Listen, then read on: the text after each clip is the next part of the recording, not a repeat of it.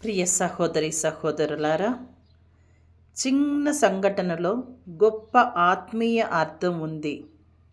ఆశీర్వాద జీవితము, తపస్సు కాలము. మనము చూసే అంశము మెల్కిసెదెకు గురించి. పిత, పుత్ర, పవిత్రాత్మ నామమున ఆమెన్. మెల్కిసెదెకు నీతి మరియు శాంతిరాజు. ప్రియ సహోదరి సహోదరులారా, ఆది కాండము 14వ అధ్యాయం 18-20 వచనాల్లో మనం మెల్కిసెదెకు గురించి చదువుతూ ఉన్నాము. ఆయన సాలేము రాజు మరియు అత్యున్నత దేవుని యాజకుడు. అబ్రహాము యుద్ధంలో విజయం సాధించిన తర్వాత మెల్కిసెదెకు రొట్టె మరియు ద్రాక్షరసం తీసుకొని వచ్చి అతన్ని ఆశీర్వదించాడు. మరి మెల్కిసెదెకు నీతి మరియు శాంతి రాజు. అంటే తపస్కాలము మనకేమని పిలుపునిస్తూ ఉంది? నీతిలో జీవించు, శాంతి సాధకుడుగా జీవించు.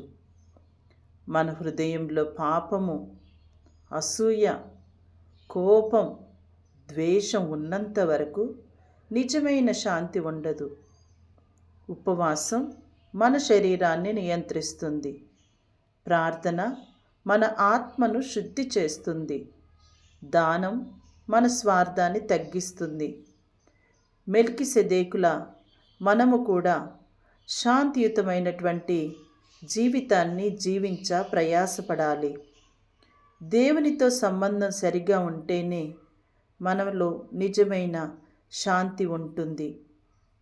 ఇక రెండవ అంశము రొట్టె మరియు ద్రాక్షరసము. యూకరిస్టుకు ముందస్తు సూచన. మెల్కిసెదెకు తీసుకొని వచ్చిన రొట్టె మరియు ద్రాక్షరసము ఒక ప్రవచన సూచన. తర్వాత యేసుక్రీస్తు చివరి భోజనంలో అదే రొట్టె మరియు ద్రాక్షరసాన్ని తన శరీర రక్తముగా ఇచ్చారు. హెబ్రీయులకు రాయబడిన లేఖ 7వ అధ్యాయం ప్రకారం మెల్కిసెదెకు యేసుక్రీస్తు నిత్య యాజకత్వానికి ప్రతిరూపము. తపస్సు కాలం మనలను యూకరిస్టు వైపు మరింతగా నడిపిస్తూ ఉంది. సిలువ దారిలో నడిచే క్రీస్తుతో ఏకమవ్వటానికి పవిత్ర బలి మన బలం. మరి కొంచెం ప్రశ్నించుకుందాము. నేను ఆత్మీయ బలంగా ప్రభు యొక్క దివ్య సప్రసాదాన్ని స్వీకరిస్తూ ఉన్నానా లేదా అని. మరి మూడవ అంశము వంశావళి లేని యాజకుడు, నిత్య పిలుపు. హెబ్రీయుల పత్రికలో మనం చూస్తూ ఉన్నాం మెల్కిసెదెకు గురించి. ఆయన ఆరంభము లేదా ముగింపు గురించి ప్రస్తావించలేదు.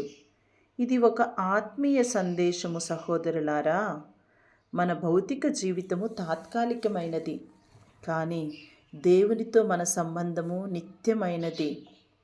తపస్కాలం మన దృష్టిని భూమి విషయాల నుండి నిత్య జీవితం వైపు త్రిప్పుతూ ఉంది. మరి 4వ అంశము ఆశీర్వాద జీవితము, తపస్కాలమునకు పిలుపు. మెల్కిసెదెకు అబ్రహామును ఆశీర్వదించాడు. తపస్కాలం మనల్ని ఇతరులకు ఆశీర్వాదంగా మారమని పిలుస్తూ ఉంది. మన మాటలతో, మన యొక్క క్షమతో, మన యొక్క సేవతో, మన ప్రేమతో మన కుటుంబం, సమాజం, మరి ఇరుగు పొరుగు అందరికీ మనం ఆశీర్వాదంగా మారాలి. 5వ అంశము తపస్కాలము, యాజకత్వ ఆత్మను పెంచే కాలము. మెల్కిసెదెకు యాజకుడు. ప్రతి విశ్వాసి కూడా ఆత్మీయంగా యాజకత్వానికి పిలువబడ్డాడు. ప్రార్థన చేయటం ద్వారా, త్యాగం చేయటం ద్వారా, ఇతరుల కోసం ప్రార్థించటం ద్వారా తపస్కాలం మనలోని ఈ యాజకత్వాన్ని మేల్కొల్పుతుంది. ఆత్మపరిశీలన చేసుకుందాము. నా జీవితంలో నీతి మరియు శాంతి ఉన్నాయా? దివ్య సప్రసాద ప్రభువును నా ఆత్మకు బలముగా స్వీకరిస్తూ ఉన్నానా? నేను ఇతరులకు ఆశీర్వాదమా? నా తపస్కాల యాత్ర నన్ను నిత్య జీవితానికి సిద్ధం చేస్తూ ఉందా? ప్రియ సహోదరి సహోదరులారా, మెల్కిసెదెకు చిన్న పాత్రలా కనిపించినా అతని జీవితము గొప్ప ఆత్మీయ రహస్యాన్ని తెలియచేస్తూ ఉంది. కావున ఈ తపస్కాలంలో నీతి రాజు మార్గంలో నడుద్దాము, శాంతి పంచేవారిగా మారుదాము, ఇతరులకు ఆశీర్వాదంగా జీవించుదాము. అప్పుడు మన తపస్కాల 40 రోజుల ఆచారం కాకుండా నిత్య జీవితం వైపు తీసుకెళ్లే పవిత్ర యాత్రగా మన జీవితం మారుతూ ఉంది. కావున మనం తాత్కాలిక ఆనందాల కోసం జీవించకుండా శాశ్వత జీవితం కోసం సిద్ధపడుదాము.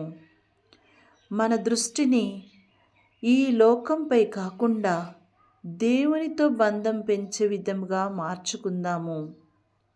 మరి ఉపవాసం అంటే కేవలం ఆకలితో ఉండటం కాదు, దయ చూపటము, పేదలకు సహాయం చేయటము, క్షమించటము, ద్వేషాన్ని విడిచిపెట్టటము, ఇవే నిజమైన తపస్కాలం యొక్క ఆచరణలు.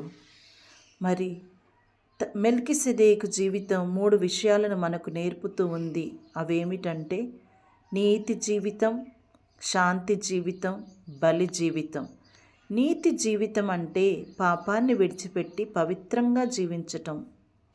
శాంతి జీవితం అంటే దేవునితో మనుషులతో సమాధానంగా ఉండటం.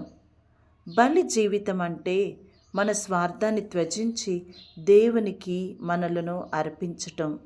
కావున ఒక చిన్న ప్రార్థన చేసుకుందాము. ఈరోజు మనము ఈ యొక్క ప్రార్థనలో గంభీరత, మన ఉపవాసంలో నిజాయితీ, మన సేవలో ప్రేమ ఉండాలి. కాబట్టి ప్రభువా, మెల్కిసెదెకు లాంటి నీతి రాజులుగా మమ్మల్ని మలుచు, మాలోని పాపాన్ని తొలగించి శాంతిని నింపుము.